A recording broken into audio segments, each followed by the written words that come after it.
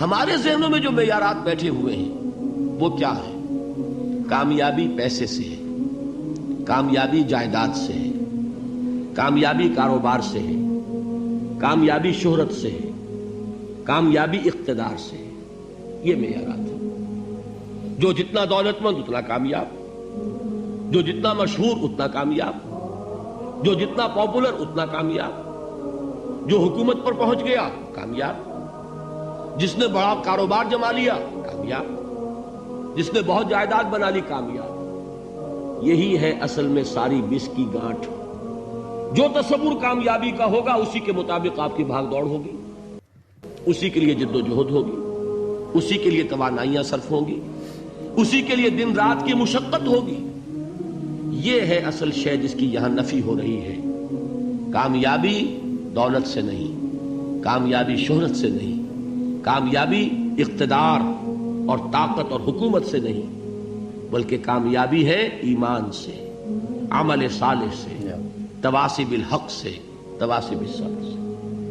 آپ غور کیجئے اس نقطہ نظر کا، اس ایٹیچیوڈ کا، یہ جو مینٹل ایٹیچیوڈ ہے اس کا بدل جانا ہی انسانی شخصیت کے اندر انقلاب برپا کرے گا. اب آپ کا نتیجہ کیا نکلا؟ اگر تو دولت سے کامیابی ہوتی تو قارون بہت کامیاب تھا، اگر حکومت سے کامیابی ہوتی تو فرعون اور نمرود بہت کامیاب تھے. کامیابی ان سے نہیں ہے. کامیابی انسان دولت میں قارون کی دولت تک پہنچ جائے اور دنیا میں دبدبہ اور اقتدار اور سلطنت اور حکومت کے اعتبار سے وہ نمرود اور فرعون کا مقام حاصل کر لے، وہ ناکام ہے، خائب ہے، خاسر ہے، برباد ہے. اور ابو ذر غفاری کامیاب ہے، چاہے ان کے پاس کچھ نہیں تھا، جھونپڑی تک نہیں تھی، کوئی گھر نہیں تھا. حضور نے فرمایا ہے اللہ کے کچھ بندے ایسے ہوتے ہیں جو کسی محفل میں جانا چاہیں تو انہیں اجازت نہ ملے، جو کہیں اگر رشتہ کرنا چاہے کوئی ان سے رشتہ کرنے کو تیار نہ، کہیں کوئی سفارش کرنا چاہے تو ان کی کوئی بات ہی نہ سنے. لیکن اللہ کے ہاں ان کا وہ مقام ہے کہ اگر بھولے سے بھی کسی بات پر قسم کھا بیٹھتے ہیں تو اللہ ان کے قسم کی لاج رکھتا ہے. یہ ہے فرق. یہ جان لیجیے اچھی طرح. اس بات کا مان لینا آسان، اس پر سبحان اللہ کہنا آسان، لیکن اس کے مطابق آپ کے اپنے ذہن کا بدل جانا بہت مشکل. اس لیے کہ ہم متاثر ہوتے ہیں اپنے ماحول سے. وہ بڑا محل ہے، دیکھ کر ایک دفعہ جھجری آتی ہے، وہ بڑی سی 20 فٹ لمبی کار سناٹے کے ساتھ آپ کے پاس سے گزر گئی. ایک دفعہ اعصاب کے اندر ارتعاش ہوتا ہے، محسوس ہوتا ہے بڑے یہ نصیبے والے لوگ ہیں، بڑے خوش نصیب، بڑے کامیاب. حالانکہ کچھ معلوم نہیں کہ یہی سب سے بڑی بد نصیبی ہو سکتا ہے کہ یہی سب سے بڑی ناکامی ہو. اگر ذہنوں میں یہ بات بیٹھ جائے کامیابی کس شے سے. یہی وجہ دیکھیے قرآن مجید میں بارہا آپ دیکھیں اولئک ھم المفلحون، یہ ہے لوگ کامیاب ہونے والے. آج ہی آپ نے نماز میں وہ آیات سنی، یا ایھا الذین آمنوا ارکعوا واسجدوا واعبدوا ربکم وافعلوا الخیر لعلکم تفلحون. اے ایمان والو، رکوع کرو، سجدہ کرو، اپنے رب کی پرستش اور بندگی کرو اور اچھے کام کرو تاکہ تم کامیاب ہو جاؤ. تو کامیابی کن چیزوں سے ہے؟ یہ ہے سب سے بڑا سبق. یہ ہمارے دل میں اگر بات بیٹھ جائے، ٹھک جائے، تو زندگی بدل جائے گی. صبح و شام بدل جائیں گے، نقشے بدل جائیں گے، بھاگ دوڑ کا رنگ بدل جائے گا، ویلیو سٹرکچر بدل جائے گا. آج وہ ایک چیز نہایت اہم نظر آ رہی ہے، کل نہایت غیر اہم نظر آئے گی. جیسے کہ حضور کی حدیث ہے، مالی ولد دنیا، مجھے تمہاری اس دنیا سے کیا سروکار ہے. انما مثلی کراکب استظل تحت شجرۃ ثم راح فترکھا.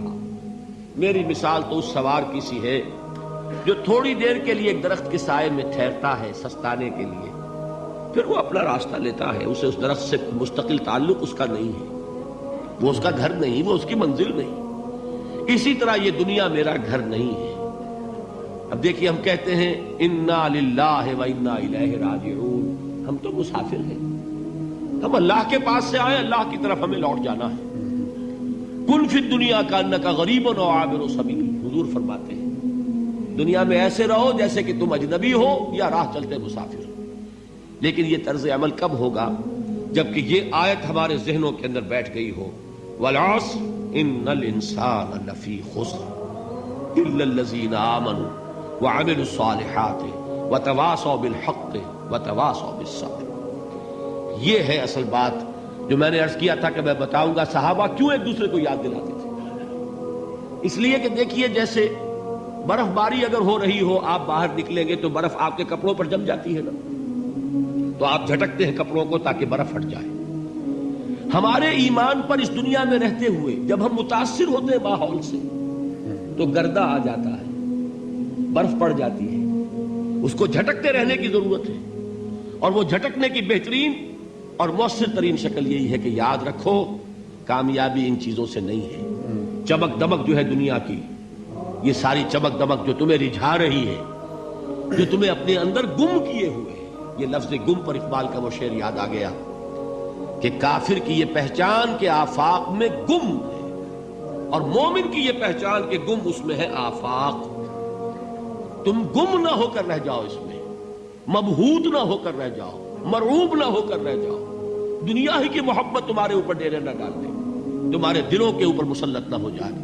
لہذا تازہ کرتے رہا کرو، والعصر ان الانسان لفی خسر الا الذین آمنوا وعملوا الصالحات وتواصوا بالحق وتواصوا بالصبر۔ پھر یاد کر لو، پھر تازہ کر لو اپنے اس یقین کو کہ کامیابی دولت سے نہیں، کامیابی ثروت سے نہیں، کامیابی اقتدار سے نہیں، کامیابی شہرت سے نہیں، کامیابی جائیداد سے نہیں، کامیابی ہے ایمان سے، کامیابی ہے عمل صالح سے، کامیابی ہے تواصی بالحق سے، کامیابی ہے تواصی بالصبر سے۔